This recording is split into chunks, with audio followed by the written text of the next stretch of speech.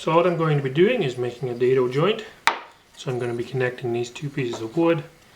I'm going to be making a rectangular recess in this piece here, and that will be allowing this one to inset into it. Okay, so I'm going to use some common tools that I found just lying around to demonstrate that this can be done at home if this is something you're interested in trying. So first of all, I'm going to use another block of wood to establish an edge, okay, that will guide my saw down. Okay, I'm going to clamp that in place and make it square. Okay, and now I'm going to use a saw, and the saw is guiding against this edge.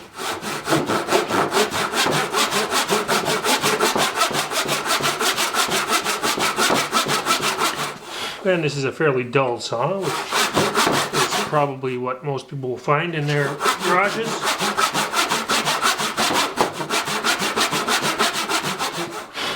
Okay, and it would have been helpful had I made a few marks here first with a pencil to know my depth. Okay, so now what I'm going to do is I've established this edge of my dado cut. Okay, so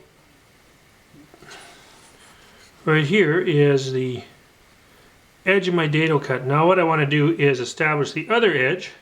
So I'm going to use the block, but I'm going to put it up against the piece I'm joining. This is the piece that's going to be joined onto this board, and I want to establish the opposite edge.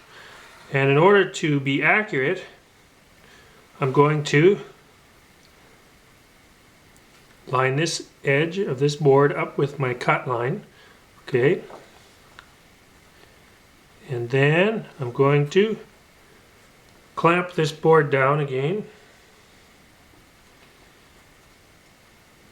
and being as precise as possible to make sure I'm just at the edge of that cut. When I clamp it down, now what's going to happen is my saw won't be able to go past this guide block, and I'll be able to make the other side of my dado. Okay, let's give it a try.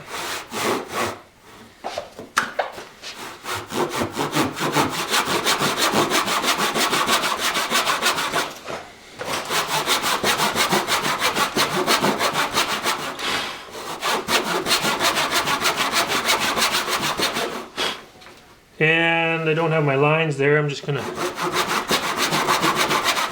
eyeball it. You should actually make lines be better. Okay.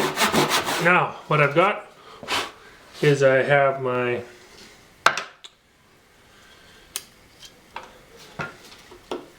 rectangular recess. I've got the cuts on both sides for my dado. Now I'm going to take a chisel, and now this one's not very sharp yet, but I'm actually just going to chisel out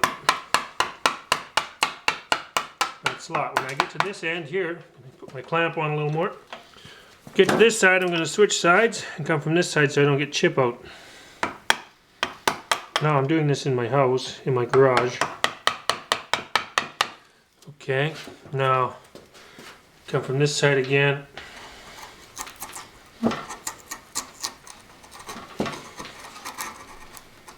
Clean it up.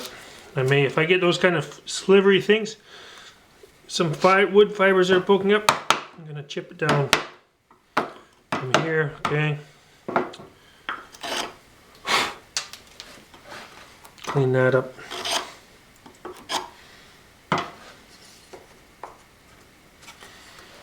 Now, in theory, this should be a well-fitting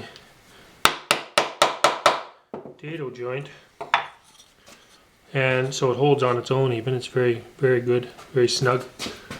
Alright, you can see it's a dado. I'm going to do a trial on this. I'm going to glue them together, and I'm going to see how it works. Actually, it's a little snug. I'm going to actually make that fit a little better by using my chisel again and the clamp, which I put over here. I'm going to just take off a whisker. Again, using that guide block, Now I might have taken off too much, we will see. Using that guide block to keep my line straight. Okay, so now it fits in nicely. There's very little play, and it should receive a nice glue. Should glue up really nicely. I'm going to glue it and we'll do a test. Alright, that's a dado joint. Alright.